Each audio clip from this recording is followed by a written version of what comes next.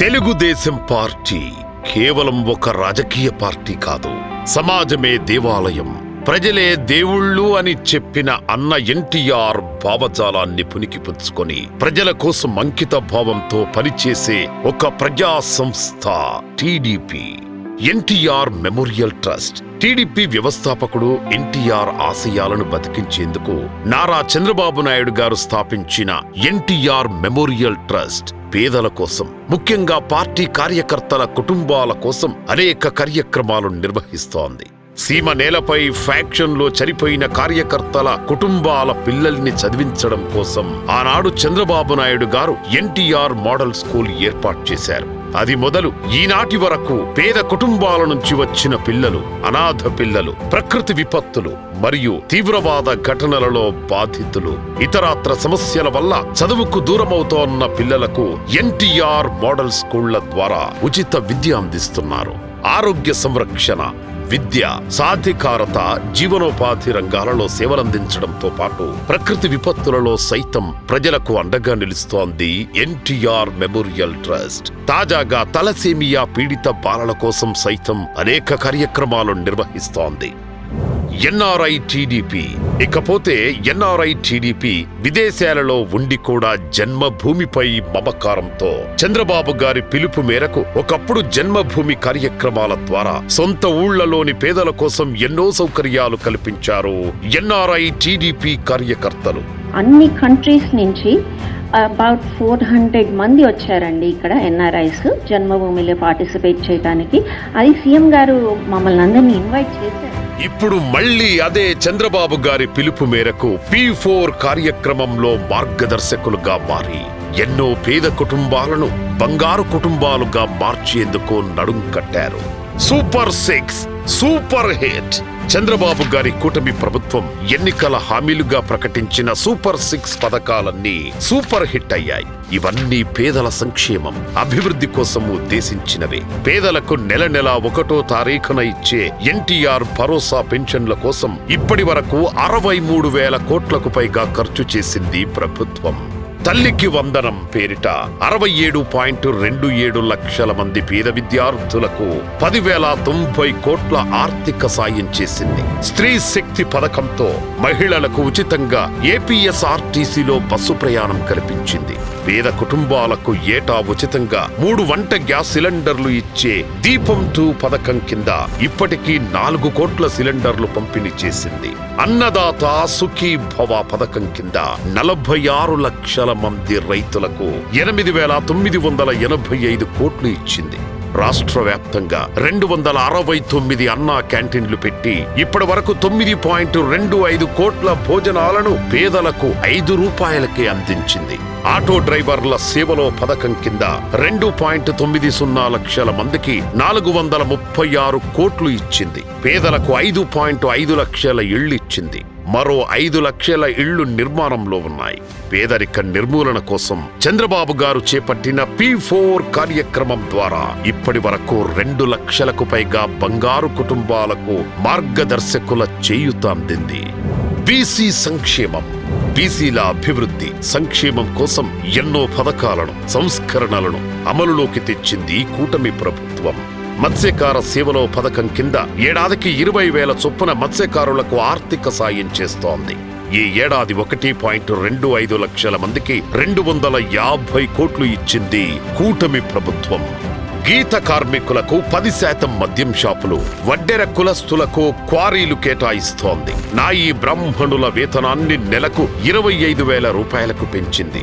చేనేతకు నెలకు 200 నుంచి 500 యూనిట్ల వరకు ఉచిత విద్య తీస్తోంది. సోలార్ రూఫ్ టాప్లకు బీసీలకు 20,000 అదనంగా సాయం చేస్తోంది. బీసీల గృహ నిర్మాణానికి అదనంగా 50,000 ఇస్తోంది. బీసీ స్టడీ సర్కిల్స్ ను పునరుద్ధరించింది. సెలూన్లకు నెలకు 200 యూనిట్ల వరకు ఉచిత విద్య తీస్తోంది. అంతేకాదు, ఎన్నికలలో ఇచ్చిన హామీ నెరవేర్చేందుకు బీసీల రక్షణ చట్టం కోసం కేబినెట్ సబ్ కమిటీ కూడా ఏర్పాటు చేసింది. కూటమి ప్రభుత్వం 23 నెలలుగా ఎస్సీ, ఎస్టీ, మైనారిటీల సంక్షేమం, అభివృద్ధి కోసం అన్ని విధాలుగా సహకరిస్తోంది. వివాదాలకు తావివ్వకుండా ఎస్సీ వర్గీకరణ అమలు చేస్తోంది. మెగా డిఎస్సి నియామకాలలోనే వర్గీకరణ అమలు చేయడం విశేషం. 20 లక్షల ఎస్సీ ఎస్టీల కుటుంబాలకు ఉచితంగా సోలార్ రూఫ్ టాప్లను అమర్చింది ప్రభుత్వం. 2026-27లో మైనార్టీ సంక్షేమానికి 3,670 కోట్లు కేటాయించింది. వక్ఫ్ బోర్డును పునరుద్ధరించింది. ఇమాములకు నెలకు 10,000, మౌజన్లకు 5,000 చొప్పున గౌరవ వేతనానికి ఏడాదికి 90 కోట్లు ఖర్చు చేస్తోంది. బ్రాహ్మణ సంక్షేమం, దైవ పూజలను ప్రోత్సహించడానికి గతంలో ధూపదీప నైవేద్యాల కోసం నెలకు ఒక్కో ఆలయానికి 2,500 చెల్లించేవారు. 2015లో చంద్రబాబు గారు ఈ మొత్తాన్ని 5,000కు పెంచారు. కూటమి ప్రభుత్వంలో ఈ మొత్తాన్ని 10,000కు పెంచారు. నిరుద్యోగ వేద విద్యార్థులకు నెలకు 3,000 భృతిని సంభావనగా ప్రకటించింది. అర్చకుల కనీస వేతనాన్ని 10,000 నుంచి 15,000కు పెంచారు చంద్రబాబు గారు. రాష్ట్ర బ్రాహ్మణ సంక్షేమ అభివృద్ధి కార్పొరేషన్కు 20.24 కోట్లు కేటాయించారు. ఆర్యవైశ్య సంక్షేమం, ఆర్యవైశ్యుల సెంటిమెంటును గౌరవించి కూటమి ప్రభుత్వం వాసవి కన్యకా పరమేశ్వరి ఆత్మార్పణ దినాన్ని అధికారికంగా నిర్వహిస్తోంది. వాసవి మాత పుట్టిన ప్రాంతం పెనుగొండను వాసవి పెనుగొండగా పేరు మార్చింది. ఏపీ రాష్ట్ర వైశ్య సంక్షేమ మరియు అభివృద్ధి కార్పొరేషన్ ప్రారంభించి 36.85 కోట్లు కేటాయించింది కూటమి ప్రభుత్వం. ఇంటింటికి నీళ్లు అందించే జల జీవన్ మిషన్ పథకానికి డిప్యూటీ సీఎం పవన్ కళ్యాణ్ గారు అమరజీవి జలధార అని పేరు పెట్టారు. కాపు సంక్షేమం, ఆటో డ్రైవర్ సేవలో కార్యక్రమం కింద కులాల ప్రాతిపదికన చూస్తే లబ్ధిదారుల్లో అత్యధికంగా 25,694 మంది కాపుల ఖాతాల్లో 38.54 కోట్లు జమయ్యాయి.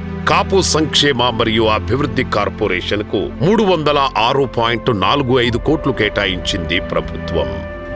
ట్రూ డౌన్, కూటమి ప్రభుత్వంలో విద్యుత్ ఛార్జీలు పెంచేదే లేదని చంద్రబాబు గారు హామీ ఇచ్చారు.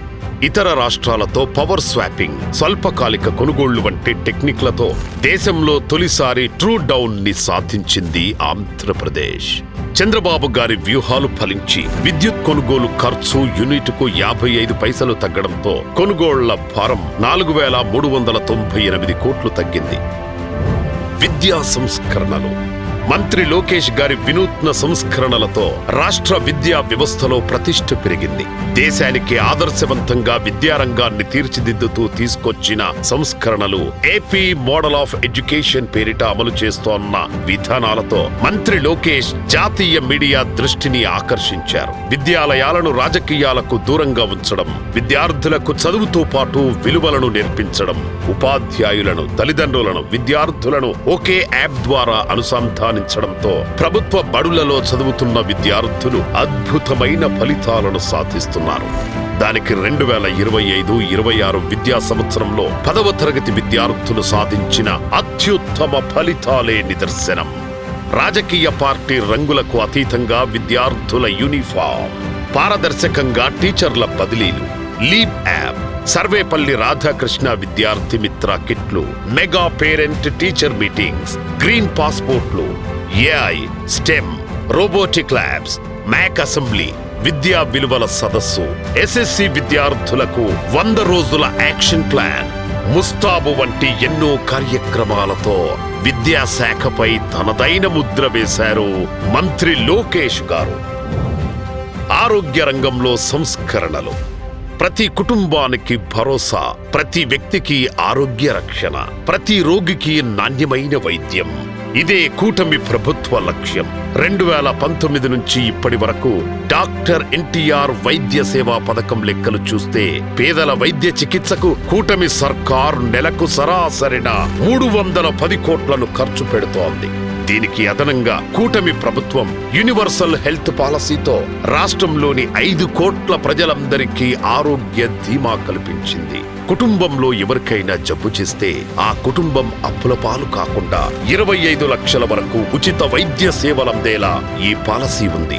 గేట్స్ ఫౌండేషన్ సహకారంతో రాష్ట్ర ఆరోగ్య రంగంలో ఏఐ టెక్నాలజీని వినియోగిస్తూ ప్రజలలో రాబోయే జబ్బులను ముందుగానే గుర్తించి తగిన వైద్యం అందించే ప్రణాళికలు అమలు చేస్తోంది కూటమి ప్రభుత్వం. పీపీపీ పద్ధతిలో రాష్ట్ర వ్యాప్తంగా 10 నూతన మెడికల్ కాలేజీలను నిర్మిస్తోంది కూటమి ప్రభుత్వం. ప్రతి నెల 1వ తారీఖున పేదల సేవలో అంటూ స్వయంగా పేదల ఇంటికి వెళ్లి తన చేతులతో పింఛన్ డబ్బులు అందిస్తున్నారు సీఎం చంద్రబాబు నాయుడు గారు. పేదలను స్వయంగా కలిసి వారికి సాయం చేయడంలో తనకు ఎంతో సంతృప్తి కలుగుతోందని అంటారు నారా చంద్రబాబు నాయుడు గారు.